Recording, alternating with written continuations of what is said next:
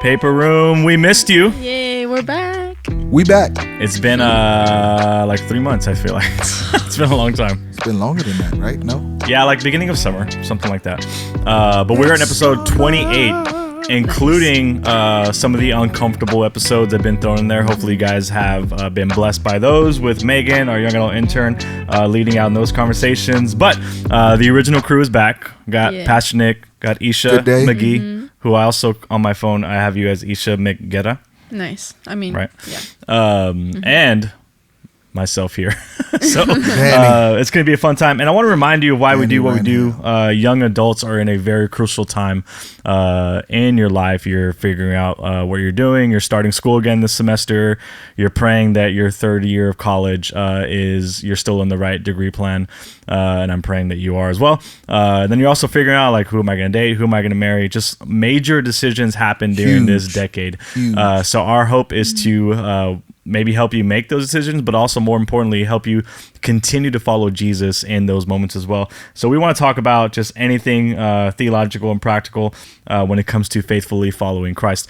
But before we get into today's conversation, two things we're going to do. Number one, if you guys are watching on YouTube and not listening, you can see that Nick and Isha are rocking some Move merch. Move merch. So we had our third annual Move conference. It is a young adult conference. A young adult conference. It was a blast. And so I would love for you guys just to quickly share some highlights. What were some big things for you guys at Move this year?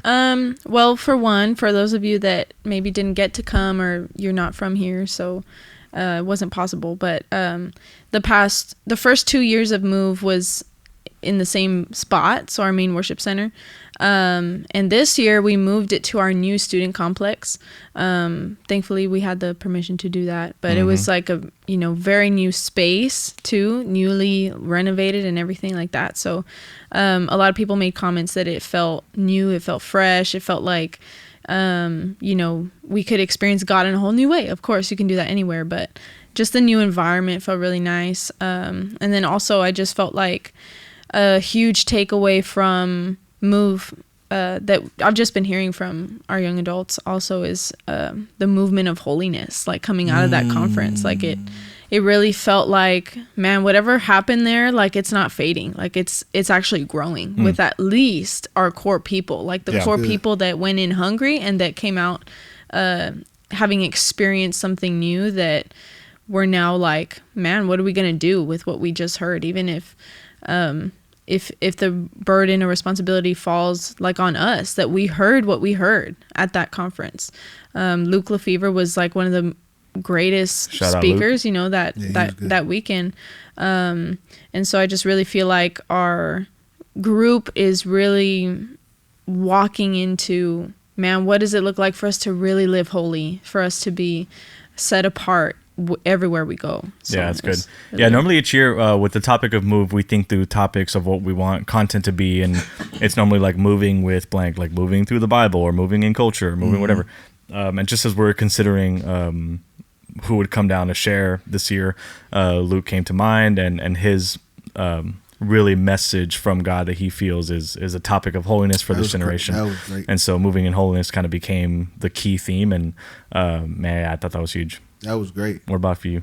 Oh man, I just am overjoyed at seeing young adults like excited about the things of God, excited about Jesus. And so that Move weekend is always just a very inspirational weekend for me to see that, to see young adults that aren't just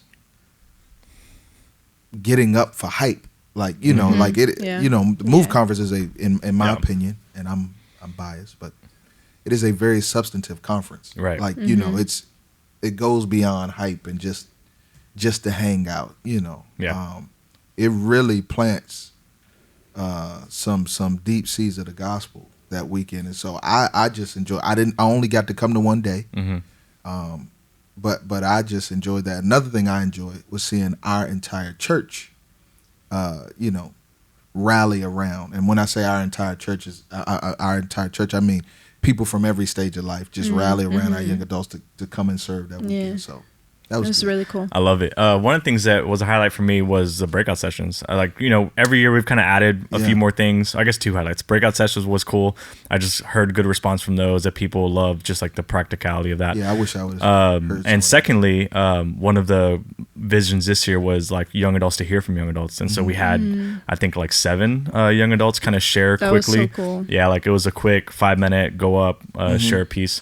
And I just think that was powerful for them to just hear from each other. And it was funny because as I was processing that, I was like, Luke's also a young adult because he's like 26 years old. Dang. And so all week long, they're still hearing from a young adult. Yeah. And so, but overall, great time. Can't wait for next year. Next year. Sign up is not open, but as soon as it opens, get it ready. All right. Hey, we did this a couple of episodes ago, and it's becoming just a little bit of a fun segment. Okay. So we're gonna do some blind ranking, and so just to get to know you guys a little bit. I'm excited for this one. You know the rules already. I'm gonna lay out. I know the rule, but I don't know what one object at a time. Okay. You don't know what's going to come next. I'll give you the topic and theme here in a second, and you have to rank this item 1 through 5. Okay. Right, and so 1, 2, 3, 4, 5. Hopefully, we remember as we go on, and you have no idea what's going to come next. So the topic at hand is going to be like things of the fall, like fall season. Ooh, right? Okay. It's September. It's not quite getting cozy here yet, but we're almost there. Of like hoodie weather, that whole thing. So I'm gonna lay out things of the fall, and you have to rank them out 1 through 5. So we'll start with this one. Let's go with something simple. Flannels. They're not my favorite, so that's okay. I would 4. prefer sweaters. So yeah, 4. Okay, so you're hoping that there's one worse than flannels. Then, okay. I hope it's one worse than. So both of y'all put it at 4. Okay. Wait, can I change my answer? No, it's too late. Okay. Actually, sure, go ahead. Okay, 5. All right, 5. So flannels, Passion Nick at 4, Isha at 5. Yeah. Let's go with pumpkin spice lattes. Ooh. They good. Hot or iced? Either way. Okay. Iced. Either way. Always. I'm gonna go with 3. Yeah, I was gonna say 3. So 3, pumpkin spice at both of you have at 3. You have flannels at 4. You have flannels at 5. Mm-hmm. Hold on, it might be something worse. It might everything else might be better. All right, both of you can't be changing your answers every time. So all right, 3. 3. All right, but all right, let's go with like football. So you have that's 1. And it's all encompassing. Like it's the best weekend of the year. Yeah, that's all fall. So you have Friday night high school football that you go to games. You have Saturday college football all day long. You have NFL Sunday all day long. Like that's 1. 1. Definitely 4 then. That you done messed up. But for real, like I would prefer going to a Mac High football game or like high school football game like in person than watching on TV. And also I would prefer doing that than wearing a flannel. Okay. So you have pumpkin spice at 3, football at 4. Yeah. Oof, man. Flannel at 5. I don't know how we're friends. And then flannel at 5. Yeah. And then you have. I got football at 1. At 1. Okay, so you're hoping pumpkin spice at 3. Flannel at 4. 4. All right, cool. We got 2 more. We're gonna go with Halloween, like just 5. the season, That's like fall 5. festivals, pumpkins. You don't like Halloween at all? 5. Wow. Wait. You have 5 already. 4. I eat sweets all year that round. one's taken. No, I messed up. So that's at 4 for you now, right? Halloween. Yeah. No, No, I'm safe for real. 4 was football. Oh, so Halloween is at 2. Oh my gosh. Sinner. I messed Yeah. up. Speaking of Halloween, if you're listening, we have our Harvest Bash coming up. Yeah. Come bring your best dress. So you don't like Halloween at all? 5. It's not that I don't like it, Right. but it's just. Do you do you open up your home for like passing out candy and Oh stuff? yeah, we give out candy now, Okay, cool. but growing up, Yeah. we never dressed up for Halloween. Growing up, and it wasn't off no religious. Like my older sister used to, put eyeliner on me and say, "You're a rock star," and then we would go get candy. Hey, there it is. Yeah. It just Any way to get free candy, I guess. Yeah, it is. It doesn't. So that was at 5 for you, That's and 5. it was at 2 for you. I think y'all both liked this last one, Thanksgiving. Yeah, number That's 1. 2. Yeah, it's got to be 2 for It's you. gotta That's 1 be for 2. you. 1 fits, but- yeah. The only one that's misplaced is Halloween. But that's right though. I think yours is spot football. on. Yeah. Thanksgiving, we go crazy in our house with food. We have so much food. And then pumpkin spice. Pumpkin spice is, flannels and Halloween. Yeah. I feel like you ranked that pretty well. Yeah, I did too. That was good. That was good. Things to fall. I love the fall. All right, what's your ranking? Let's see. I'm football 1. Hold up. I just closed it. Let me bring it back. Football 1. I'm gonna go with Thanksgiving 2, flannels 3, Halloween 4. I knew it. Pumpkin spice latte. I knew you were gonna put that as dead you last, would put that bro. at negative 5 if you could. Dead last. Why are you messing up my coffee? So today's topic has nothing to do with that. We're going to talk about a topic that I feel like over the past couple of years has been brought up a lot. It's been in books, it's been in podcasts, it's been especially like in the church world, the ministry world, and it's the topic of Sabbath and rest. The other day in our we do a first Tuesday of the month all staff meeting where everybody who is a part of BT Church on staff, whether you're like as minimal as an intern, not minimal, sorry, you're highly valuable interns, I love you. Sorry, Megan. But as minimal hours that you work here as an intern, to all of our senior leadership, everybody in between, everybody's invited to that meeting, and it's time of worship, fellowship, food. It's a great time to get together. I love it because I also feel like we do it the first Tuesday of the month, so once a month. I feel like there's always new faces every time we jump into that meeting, and so it's always cool to see our team growing and being added to. And normally Pastor Chris will come with like a leadership nugget, a lesson. And this past all staff meeting, he does did a devotional and he does a devo, like a mini sermon, and then a leadership nugget. And this past one on leadership nugget, it was like what's so special about the Sabbath, right? And he talked about some practical ways of doing that. So then internally, we were just like, man, let's talk about the Sabbath on Paper Room, which I think will be a great conversation to get into because it has been a conversation that has been highly talked about in the ministry circles. And I feel like if you just look at ministry historically, like even back from like several decades ago, everything is like spiritual disciplines. And then like I feel like in the 90s and like early 2000s, it was like leadership. Yeah. And now it's like going back to spiritual discipline. So it's kind of this unique like roller coaster effect, I feel like. But so much of that is happening due to so many ministry leaders admitting burnout. And there's, you can just go look up statistics. I won't bring any up. I'm not the stat guy. Just kidding. But you see ministry leaders who are burnt out or they're... the Great Resignation, which is called... Right. Pastors are just... There was even I want to say it was a Presbyterian pastor who wrote a whole article recently about just... guy from Illinois. Yeah, he just doesn't want to be a part of the church anymore. And a lot of that is due to burnout, right? And so we want to talk about... and I think... the topic can even lend towards like how to finish well, right? Like Paul says, I fought the good fight, I finished the race, right? I've kept the faith. What does that look like now? Like if you're a young adult and you're a believer of Jesus and you're 20 to 25 years old or maybe a little bit older, like what is your relationship with Jesus going to look like when you're 75, 80, right? How do we finish well? And I think part of doing that is implementing really all of the spiritual disciplines, but implementing a rhythm of rest and Sabbath, right? And so we're going to walk through some questions that I'm excited to kind of hear from you all. I always love just your insight, your wisdom, your knowledge and all this, but really looking at like, what is the Sabbath? Why is it important? How do we practice it? What does it mean to us personally? And so just in general, like talking in theology terms, I guess, like what is the Sabbath? Like how did it originate? Why was it there?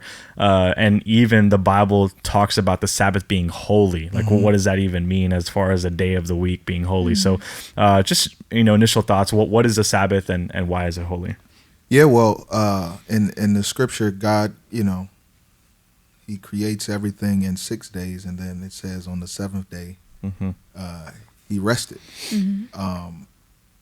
Now, God didn't rest because he was tired. Right. I believe God, rested because he's fully in control, and he can, he can trust that what he sets in motion is gonna flow exactly how he wants it to. And so he rested, and then we don't hear about the Sabbath being commanded for people to keep until Exodus 20. So you 70 chapters into the scriptures, and then we get which encompasses hundreds of years. Yes. Yeah. Or maybe thousands of years. Then we get the Israelites coming out of Egypt, and they in Exodus they are commanded. It's in Ten Commandments to remember the Sabbath. Yeah. It's because that day belongs to God. That's God's day. And I think it's so important because, you know, Sabbath in its simple meaning just means to stop. Just stop, you know. And that is so hard for us to do. Right. I'm going to speak personally. That's so hard for me to do. I had a sabbatical a few years ago. What was it? 2019. I think I had a sabbatical. And can you explain what a sabbatical is? Yeah, so you know, a part of being on our staff is when you serve at our church for 5 years, you are eligible for when you serve in a pastoral role or you know, higher ministry role. You're eligible for a 4-week sabbatical every 5 years. You must take it within 7 years. So you know, just to rest and refresh. And one of the things that hit me like a ton of bricks that I didn't realize is how much energy it takes to stop. Yeah. I mean, it was like, it was weird because like the first week and a half, you know, you're spending energy to stop.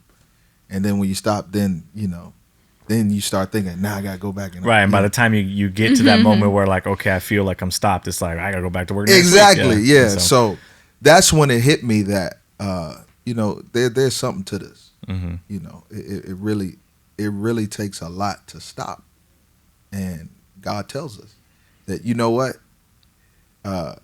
if you would build this rhythm of stopping into your, you know, weekly life, then maybe it wouldn't be so, right. Maybe it wouldn't be so difficult to stop. But that was just a little conviction that I received. Yeah. I mean, I didn't know that resting was even like a commandment until I was on staff for like about a year. And I heard about it because it's a part of our, you know, not just a requirement, but it's from God. Like it's an action that he took to rest. And so after I learned what the Sabbath is, one thing I always heard was that the Sabbath, that God resting, he did it because he knew we would be tired, that we would get tired, because in our human condition, we can't run nonstop. We're not made to function like robots who never run down, never get tired. And so it's a gift. I think that he thought of his creation. He thought of what he was making. And in order for him to continue remaining supreme and sovereign over everything that he did create, I just think that there was a thought, a consideration of people that were to come, that would need it. He would give it to us as a gift. And it says also in the new covenant, there's one post-resurrection commandment about rest, and it's in Hebrews. And I was reading just more commentary on this particular passage in Hebrews chapter 4. It's too long. I wish I could read it, but I will just encourage everybody else to go and read the context of the passage. But it was really interesting because without it in the New Testament, without this passage, it's like we wouldn't have a command in the new covenant church, to the new covenant church. We wouldn't have the command for Sabbath, but it's here. And so David, he says in the Psalms, "Today, if you hear his voice, do not harden your hearts." And Hebrews continues to say, based on, again, context, to go back, "For if Joshua had given them rest, God would not have spoken later about another day. Therefore, a Sabbath rest remains for God's people." This is in the new covenant. "For the person who has entered his rest has rested from his own works, just as God did from his. Let us then make every effort to enter that rest, so that no one will fall into the same pattern of disobedience." So I like that it's a continual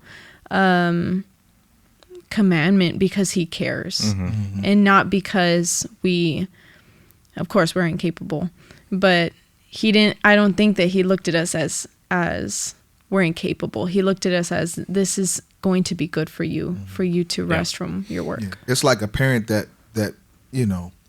plans the nap time for the baby. Oh, right. Yeah. Summer does that. Strict schedule. Yeah, Jaden. you know the baby gonna need it. Right. Yeah. Oh, yeah. And you do it for their good. That's good. Yeah. I think when you think about the commandments, and this is a Western culture problem, and this is also but it's been a problem since the Israelites, is this commandment, remember the Sabbath, make it holy, right? Or is it a holy day set apart, is one of the most ignored commandments of all 10. It's all right, cool. I'm not going to murder, right? Yeah. I'm not going to lie to anybody. I'm not going to steal. I'm not going to dishonor my parents or whatever. But it's I'm going to work until, my wheels fall off, right? And I just often wonder, why are we in so deep in this culture of hustle, hustle, hustle, I'm never going to stop, right? Why do we just blatantly ignore this one? To me, it doesn't really make a whole lot of sense. And it's something that I've struggled with too, as well. It's we've created this culture of, I'm just going to keep going, right? And even if you think about okay, cool, 7 days, God worked 6 days, rested one. It's if he gave us eight days, right, a week, and it's I work 7, but rest 8. It don't matter. We're going to work 8. And it doesn't matter if we add more time, if we add more hours to a day, if we add another day of the week. It doesn't matter. Because we're so wired to not want to rest and to not want to stop. And there's so much that can come out of that, but I truly believe this is one of the most ignored commandments. And whether it's we're ignoring the full day of it, and we can get into that of the practice of Sabbath, but or even just the rhythms of Sabbath, of stopping throughout your day or whatever that might look like, because they're the whole idea of legalism, whatever. But so with that, why do you think it's so difficult for us to stop working, to not have that rhythm? That's a great question. And I think, in the context of the scripture, and in the context of scripture, Sabbath developed over time. So, whereas, in Genesis, God does it, it's the day that God rested. And then in Exodus, it's the day that God tells his people to rest. But it's not just about one day. I think it's a bigger overarching principle, because then you have the feasts, which were Sabbaths, right? They were feast days. So really neat to study that. But just natural thinking, the Israelites had been enslaved for over 400 years. They were used to working to death. Right. Literally. That's what a slave does. Works to death. And when God delivers them, how does he deliver them? He delivers them according to Exodus, by his strong hand. God initiated, God did it all. Red Sea, God, all that God. So you have people who are now liberated, free, who are used to working to death. Right. Now they have to trust God for a living. And I think that is the big issue with us. We are used to working to death, but God was inviting them to trust him for a living. Right. Because, you can work, but one day, I don't want you to do nothing. I don't want you to do nothing. I want, what you're going to do is trust me. What you're going to do is rest and know that I'm in control. What you're going to do is you're going to, and this is another thing that I think is so hard. You're going to give God your time.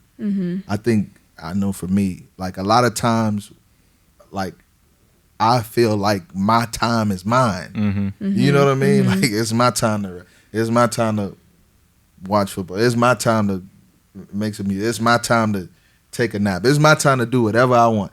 Nick, what you gonna do today? Right. Whatever I want to do, I don't even know. Yeah. But God says no. On the Sabbath, your time is my time. So I think that is hard for us to do, because what's the thing that when we spend it, we can never get it back? Yeah. I was gonna say on that same. I think what makes it hard is, forgot what I was gonna say. we have sometimes most of the time, I think we have a false idea of what belongs to us and what belongs to the Lord. So if we are convinced that the dream job that we just got is ours, like it belongs to us, we earned it, then we're going to work every day. We're going to show up, prove ourselves, like get the bag, like get the money that we want because we earned it, that it's ours.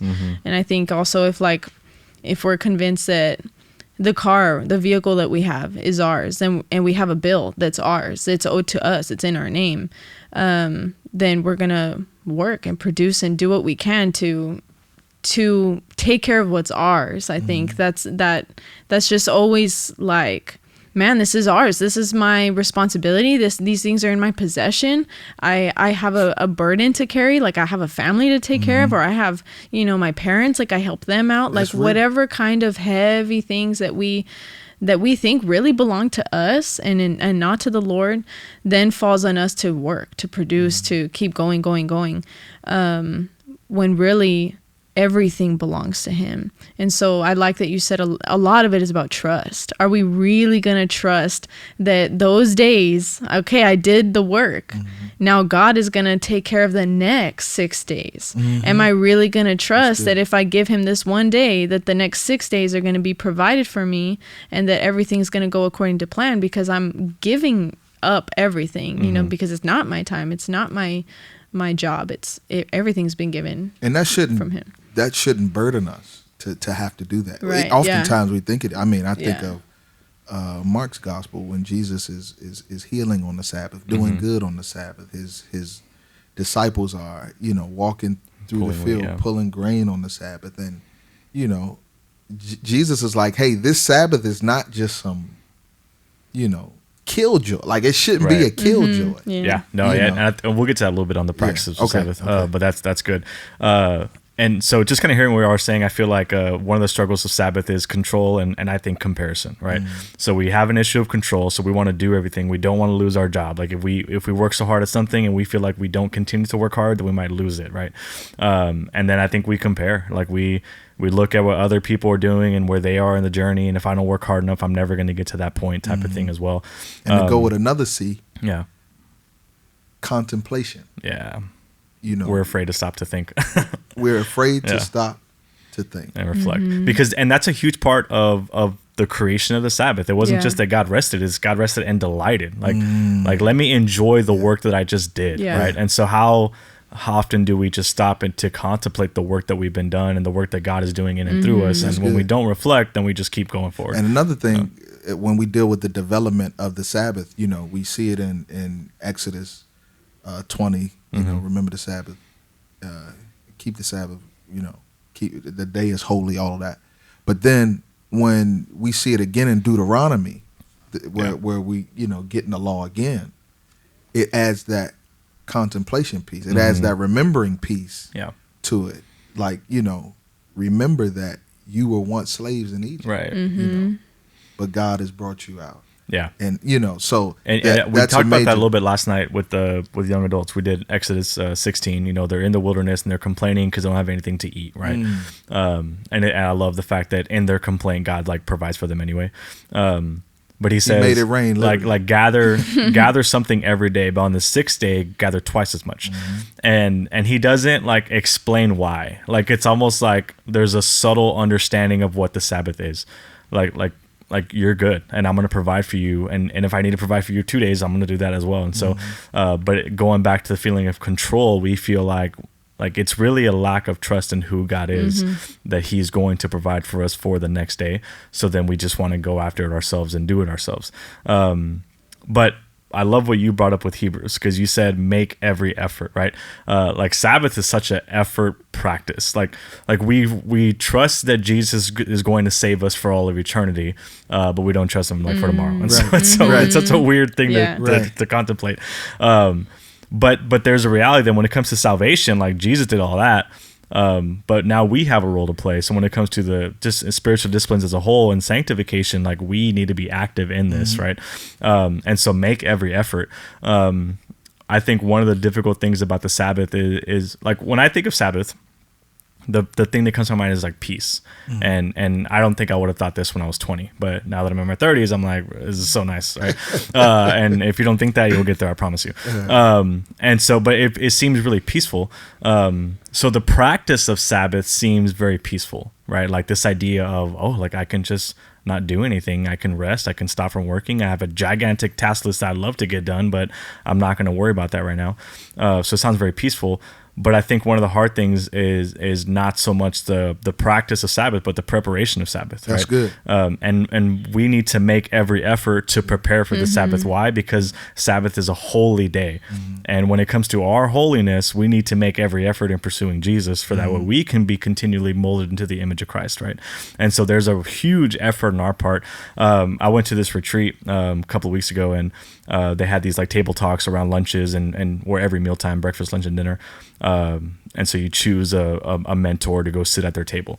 And so one of them was this lady. Her name was Rachel Powell, and she works for an organization that leads trips to Israel. Right, I forgot what the organization was called, but she's led thousands of people to Israel. Wow. Right, and so and mainly young adults. Like she takes them over there. I'd love to go if you guys want to go. But one of the things that they do is they sit for the Shabbat at a Jewish family's home. Shabbat is Friday night to Saturday night. And so for a literal 24-hour period, like they do nothing. And the thing that grabbed her attention the most was the preparation of the Sabbath. Like you literally cook, you go do all your grocery shopping, you cook all your meals, like everything is done. It's a hustle Friday afternoon to get ready for like from 5 to 7 o'clock, like you are hustling because once the Sabbath starts, like you're done, right? And so they even have sirens in the street that let you know. To the point, like one of the things that grabbed my attention, like just in the details of the preparation, like cooking meals, what I think is huge preparation. But it's like they think, what lights do I want on tomorrow? What lights do I want off tomorrow? Like let me turn those on or off right now. That way tomorrow I only have to think about it, right? And so that preparation piece is extremely important. And so I think when we think about the practice of Sabbath, it's like, man, it sounds peaceful, but I don't have time to prepare for this, right? So then we just don't do it. And the Sabbath, and I want to hear your thoughts. So I feel like I'm gonna but the Sabbath is intentional, not accidental, right? Like we're not gonna accidentally step into a Sabbath, right? It's a day of intentionality, and so we have to prepare deeply for this moment, whether it's a day or even if you're preparing for moments of Sabbath throughout the day, whether it's quiet times. It goes back to my comment that I realized on my sabbatical. And I plan for things to do on my sabbatical, but I plan externally. I don't think I plan too well internally. But it takes energy to stop. Yeah. I mean, even if you think about it, you driving and you put your feet on the brakes. It takes energy to stop. And if you don't brake, you're going to crash. You're going to crash. You're going to hit the car in front of you, right? Yep. I love, there's a author, pastor, Jewish rabbi Abraham Heschel. He calls the practice of Sabbath the architect of time, right? So you are architecting your time and literally practicing Sabbath. So it's like, how do you like just mold your time together? Like God has given us this thing to steward, right? Our day. And so how are we stewarding those moments? And so, man, it's a very peaceful thing, but the preparation is extremely important, I think. Absolutely, because you got to think, that there are other, like I said, there are other Sabbaths in terms of feasts. Right. The Jubilee year when they weren't going to plant nothing. Right. I mean, when you let and you have to prepare deeply for 6 years for that. You got to prepare for that. Right. Just think about that. Right. And God is like, hey, trust me. Yeah. This is for your good. It's interesting because trust me, but you do something too, right? Yeah.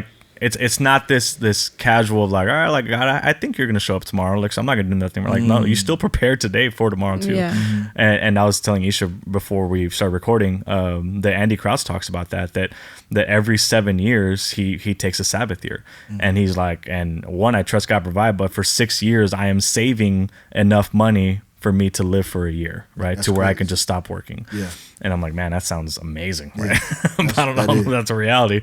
But just to have that level of intentionality. Every 7 minutes, maybe. Every 7 minutes, I'm going to stop working. So, but yeah, so it's that preparation piece is huge. Yeah. And to go back to the control piece, I just want to read this quote that has always stood out to me. Rich Field is pastor in Queens, has a lot of books on spiritual formation, but he says this. if you can't stop working for 24 hours, it's an indication of your slavery. Yep. Right? Yeah. And so it goes back to that sure. control aspect, that the Israelites struggled to understand walking in freedom because all they knew was work, like you They said. worked to death. And once they experienced freedom, they wanted to go back to slavery. Yeah. And we are still slaves to our work because we feel like God may not provide for us. And so, And I always say hard work, and this hard work, and we've said this before on this podcast, God is not against hard work. Hard work existed pre-fall. Adam was created. I feel like we go to Genesis. But Adam was created repetition's key. to keep and tend the garden. Yeah. That's hard work. Right. But Adam wasn't created to hustle and grind nonstop. Right. Yeah. You know what I mean? He wasn't created for that. And I think, you know, young adults, and I'm coming up to be 40 in a few years, just looking back over my life. Too many times in my life, I felt like I had to make things happen. Yeah.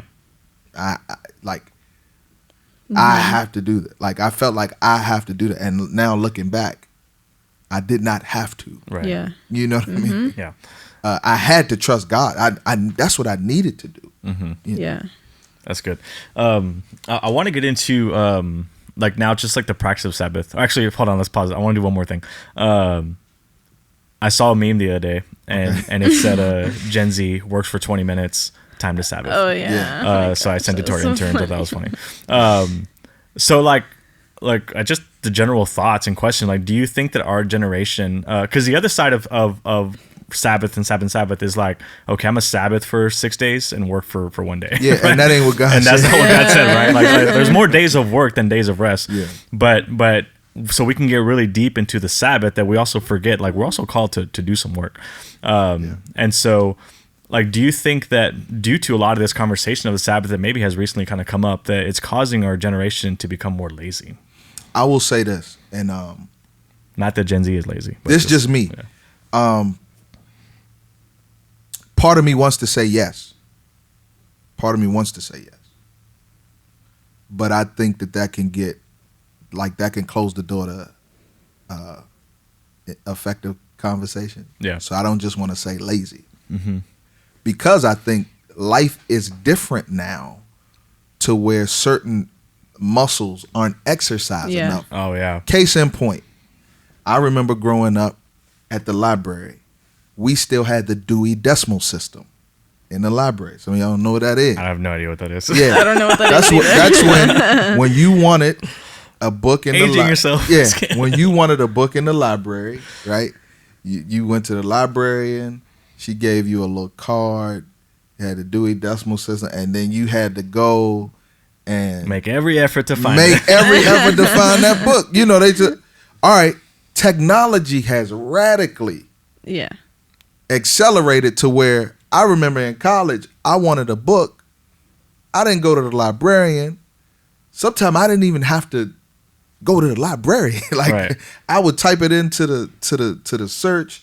It would pop up, and then I would type into something else, say, is there a digital version of this? And like, things are easier now. Yeah. So we don't have certain muscles exercised now. Our endurance muscle is not really exercised now. So, so yes, I think people could be lazy, but I also think that our expectations of work are so warped now Yeah. that, you know, people feel like I done a lot when they ain't done a lot. Like, you clicked a lot. Yeah. You know what I mean? Yeah. You ain't done a lot. Yeah. So that's Nick. That's what And I this think. is not really a Sabbath thing, but it's also so interesting that like young people are learning to make more money faster. So then they're like, oh, I did a good amount of work for 2 hours and they made enough for a whole day. So I was like, it doesn't make any sense. they but made 4 videos. And then, I know they're making thousands per video. and that's why you can't tell people to go to college so you can make money. Yeah. Like that, You can't no more. you can't say that no more because they're like, you know what? I'm about to make 2 TikToks and make more than you, like, pay off your student loans. You know? Yeah, For me, I go back to like generational being taught. Like, I just go back to, like, if somebody's not being taught that they could learn this skill, that they could, you know, as a kid, you know, growing up, just random things that I've heard, like, oh, well, I didn't know that I could do that, or I don't know how to do that. Just things that aren't being taught. And so, like, it should be an encouragement to young adults that are listening. Like, we can stop this. Like, we can, increase the muscle growth of things that we can learn so that we can, not be called lazy or deemed lazy just because we don't know maybe even how to do something because we were never taught. So good. And so, like, there's things like that. I think back when I was a kid, like, I keep now, that I'm married, like, I'm thinking about like how I want to be a parent, like, and I'm thinking about like, things that I would want to teach my kids that I wasn't taught, or, I'm just, analyzing my childhood. So it's not always on the person, but it's like, well, okay, well, now what are you going to do? Now that like, okay, well, I should have learned this a long time ago or whatever I do believe there's a generational overcorrection. Yeah. I'll say that. That's good. But yeah, I mean, that's what you just said is discipleship. Like, exactly. Like, we need the older generation to disciple the young generation. And that's why God told them, right, hey, y'all keep this Sabbath. Yeah. Y'all remember this. Yeah. Y'all keep it holy. Y'all tell your kids. That's what these feasts are for. Exactly, right. Yeah. To remind. To remember, to celebrate. Yeah. I love that. Let's end here. Let's take about 5 more minutes. Like, what does Sabbath look like? Right. Let's maybe get a little practical. How has this theme of Sabbath been personal for you?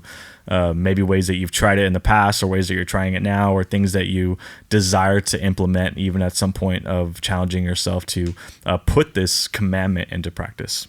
So many Jewish people that practice the Sabbath and other Christians, some other Christians, they practice the Sabbath Friday at sundown, because Sunday is actually the first day of the week. Right. We see that in Scripture, and so they practice it sundown Friday to sundown Saturday, full 24 hours. A little 24 hours, yeah. As a Christian, we go to church, we celebrate the Lord's Day, and so for me, it's like that Saturday night deal to Sunday night. That's kind of it. Just in the rhythm of my life down through the years, that's been God's time for me, where we stop and I was telling my daughter, because we were in the bed watching The Simpsons, and I told her how growing up, I never caught The Simpsons the first time it came on Sundays, because we were just getting in the house from church, and like it would be the last 2 minutes of The Simpsons. Like, I always had to catch the episode later, throughout the week when it was in syndicate, but I never saw, because Sabbath is a sacrifice. It's a sacrifice. I didn't get The Simpsons. So we were laughing about that, but growing up in my life, it has been that Saturday evening Sunday deal.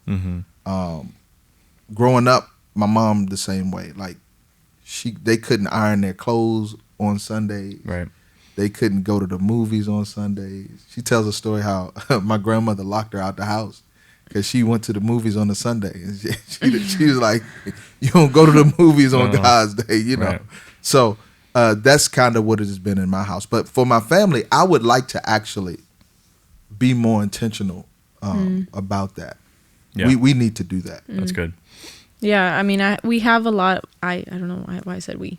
I have a lot of desires for myself. You and Ben are one flesh. Yes, make Ben have those desires too. We share in the desire to keep on perfecting our Sabbath. Like it will not always be perfect, right? Like we're not gonna, I don't think, get to a point where we feel completely satisfied that we're doing it the exact right way, and that we feel completely locked in, at least not for weeks on end perfectly every single time, because we are imperfect.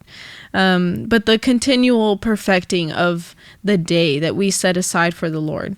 But as far as like a daily kind of practice of rest, there was a time in my life that I was working a lot, that I felt overwhelmed with work, I should say, because the hours that I was working seemed normal for any other worker, employee, but I felt overwhelmed with work.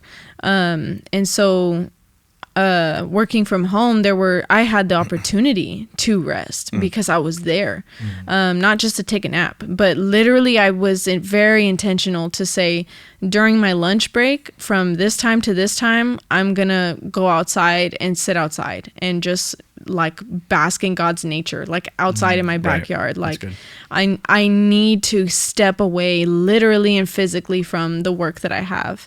I would go on bike rides in the evenings. I would go on walks with my family. I would just sit by a window and journal. Like there were very specific things that I felt like I had to do in order to not quit, in order to not just throw in the towel. And I felt like I was losing my mind.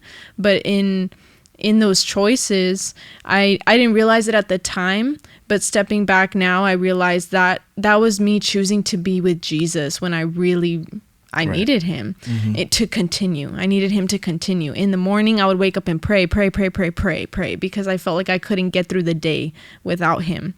And so that was obviously a very extreme, season for me, but it was every day that I was choosing, I need Jesus to continue. And so I feel like that can happen for us daily depending on everybody's different lives, everybody's different schedules, everybody's different jobs. Maybe somebody has 3 jobs right now that they feel that is necessary for them to have. And so I would just encourage young adults to really seek where they want to really sacrifice. Nothing should be a sacrifice because of what Jesus did for us, but where they can give their time to the Lord every day.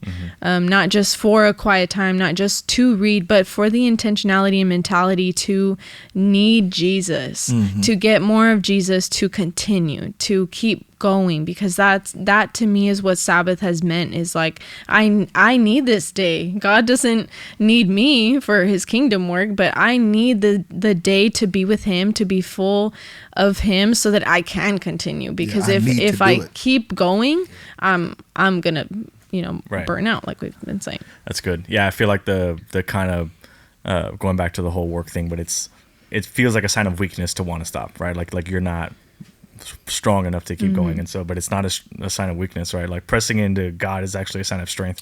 And wisdom. So yeah, it really is. We can't talk about the Sabbath without talking about the notorious JMC, right? Spiritual disciplines, right? Ruthlessly eliminate the hurry. But he breaks it down into 4 simple practices: stop, rest, delight, and worship. And so, like you said, it's a literal stopping, literal resting, but like we talked about, like you're also delighting in the work that God is doing, because Sabbath is also celebrating, right? And so you get to celebrate what's happening. And then you worship. Like Sabbath is not a day off to just catch up on a show or just something like that. Like it's a time of worship to God, right? And I think your practicality of it's going to be different. I mean, some people talk about the reality of like it doesn't need to be 24 hours because that's legalistic. But I was like, but it can be. Like it worked for them, right? And so why not? Yeah. And so and what you said, like Saturday nights to Sunday night, like for me, I feel like I can't do that because Sunday's a work day, right? Like Sunday morning, like I'm not really sitting, delighting, resting. Like I'm like, okay, what do I gotta do next? Like I have responsibilities that I feel like I have to go after. And so like in the perfect world for us, like we would do Friday night to Saturday night of stopping, resting. Like for me, Friday is a day off from the workplace, but it's not a day off for summer. So to practice Sabbath together, we can't do that. So in order for us to do it together, it's got to be Friday night to Saturday night, which is the way it has been practiced for 3,000 years. And just different things that I've read throughout that I've really enjoyed. But one of the realities is pleasure stacking. Like, what are things that you enjoy doing? Like the things that find joy, whether it's riding a bike, it's journaling, it's walking, things that require no work type of effort. But it's been hard for us because, and this goes back to the preparation aspect, one of the things that I don't find joy in is cleaning the house. Right.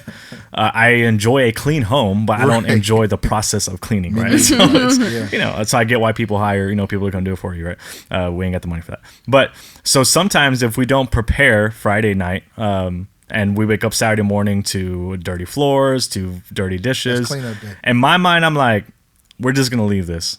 but then it's also not a joy to see all this mess. Yeah. And so in Summer's mind, a lot of times what happens on Saturday morning, it's like, all right, let's get to cleaning. I'm like, dang, like I don't want to do this right now. Like I don't find any joy in this at all. But she finds joy in having a clean home and cleaning, and so we always go back and forth to that. So now, like in my mind, I'm like Friday, like 5 o'clock Friday, like let's clean everything possible so that Saturday morning, we up and out. Yeah, and to me, like I love Saturday mornings. Like it's my favorite time because I get to just stop, read. Yeah.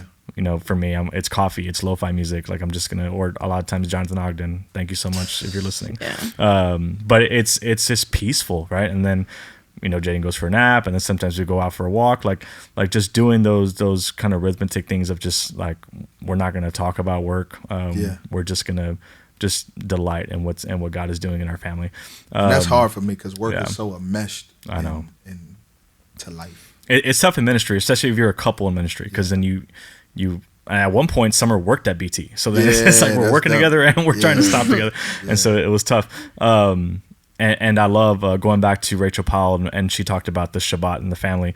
One of the things that they practice, and this is something I want to start doing as far as a challenge for myself, but she loved that the blessing of each other. Mm-hmm. Like at the dinner table, the father blessed the wife and the kids, and then the wife blessed the father and the kids, and then the kids blessed their parents. Like just that beauty of the blessing, right? So how are we blessing the people around us? And that, and if you're listening, you're a young adult, you're not married, don't have kids, like how are you blessing your friends, right? Like celebrating each other, for sure. Not just celebrating yourself. When we struggle with comparison, the best way to overcome that is go celebrate somebody else, right? And that's a beautiful reality of the Sabbath is pause, rest, delight, and celebrate other people. So go, if you live by yourself, go have dinner with friends on a Friday night. Because I ain't worried about what you got. Because guess what? You stopping to thank the same God that's providing. Right, 100%. Yeah. And it comes down to the question of, do I trust God enough to provide enough? And our Western culture is we want more, right? And do I trust God with enough? Yeah. So, man, I'm gonna go Sabbath right now. Yeah, I got a bunch of emails that just came in right now in this episode. I ain't gonna look at none of them, right? So. Yeah, I encourage everybody. There's some good stuff out there about the Sabbath. Yeah. JMC's book, Bible Project, got some good stuff out there about the Sabbath. But yeah, we'd love to hear your thoughts. Let us know what you think. Thank you so much for tuning in. Great episode. Yeah. I feel so much peace. Our first episode back, we talking about rest after we just so we're not doing no more episodes this season. No. See you later. We got to work. But anyway, love you guys so much. Thank y'all for hanging out with us at the Paper Room. Love y'all. See y'all next time.